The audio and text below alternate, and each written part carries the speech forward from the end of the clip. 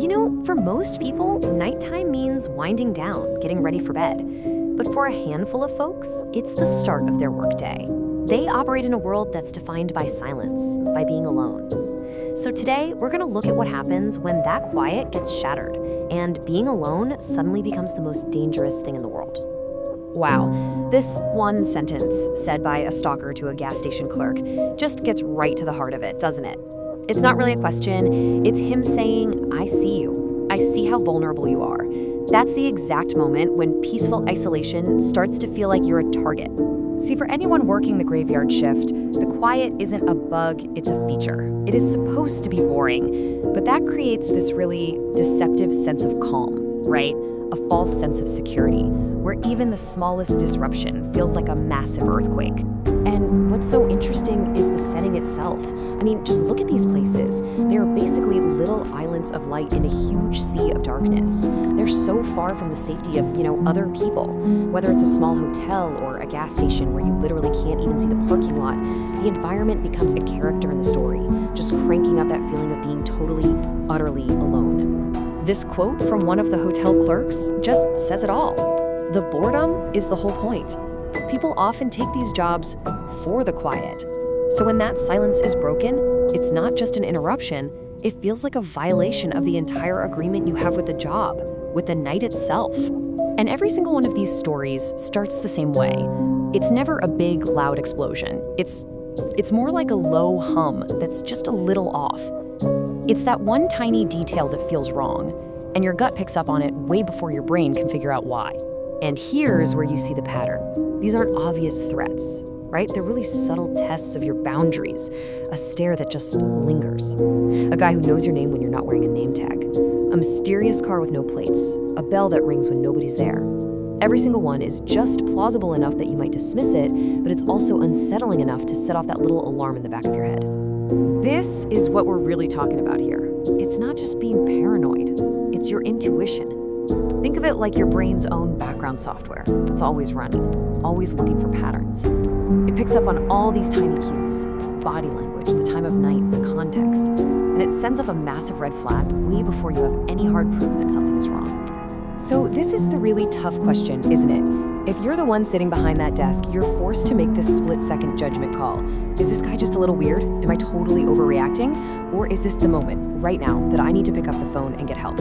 It's a terrifying decision to have to make when you're all by yourself. Because, it almost never stops with just one weird little detail. The next phase is always escalation. Once a boundary has been pushed and there are no consequences, the person doing it almost always pushes a little harder and then a little harder, basically turning the dial up on the fear to take control of the situation. Okay, let's take a look at the gas station stalker, Paul. This is a perfect example of gaslighting. His words sound harmless, right? Even kind of thoughtful. Oh, I'm just curious, he says. But his actions are incredibly creepy and calculated, and that contradiction, that's the whole point. It's designed to make you question your own sanity, to make you think, am I the one who's crazy here? And in the hotel story, you can see this escalation happen step by step, over hours. It starts with something off, a stolen card, but then it goes from him just sitting there to actively wandering the halls to direct intimidation, just standing and staring. And then finally the end game, standing silently outside another guest's room. Each step is a deliberate move to raise the threat level. With the motel story, the fear escalates through pure repetition. The first time the bell rings, it's an annoyance. The second time, it's weird. But by the third or fourth time, it's definitely not a prank anymore. It's a message. It's someone saying, I'm here, I'm inside, and you have no idea where I am. The sound itself becomes a weapon, and all of this leads to that one moment. The breaking point is when all the ambiguity just melts away, and the person is forced to accept that, yes, this is real, and yes, this is dangerous. It's a powerful shift from being scared and passive to taking active steps to save yourself. This quote from the hotel clerk, it just captures that moment perfectly. This isn't just feeling uneasy anymore. This is a deep physical fear. Your heart is pounding, you can't breathe. It's that massive adrenaline rush that comes right before you have to make a fight or flight choice.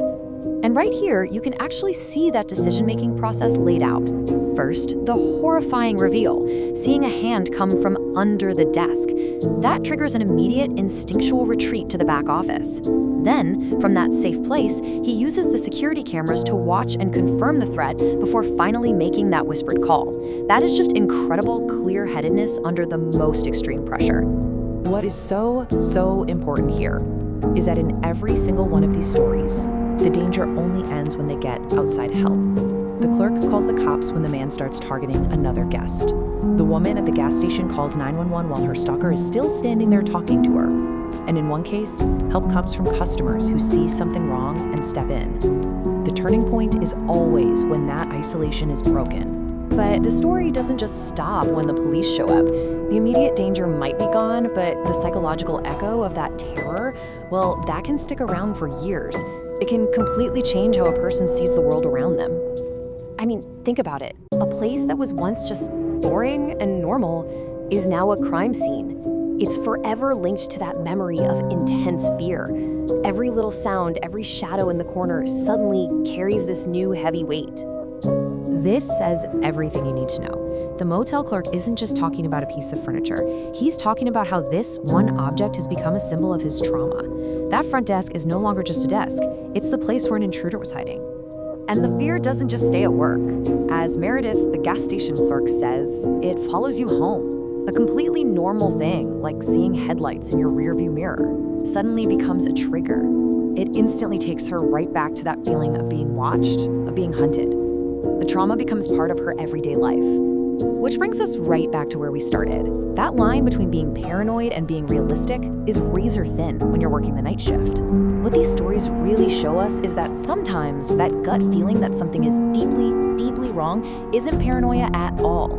It's your survival instinct kicking in. And learning to trust that instinct might just be the only thing that gets you through the night.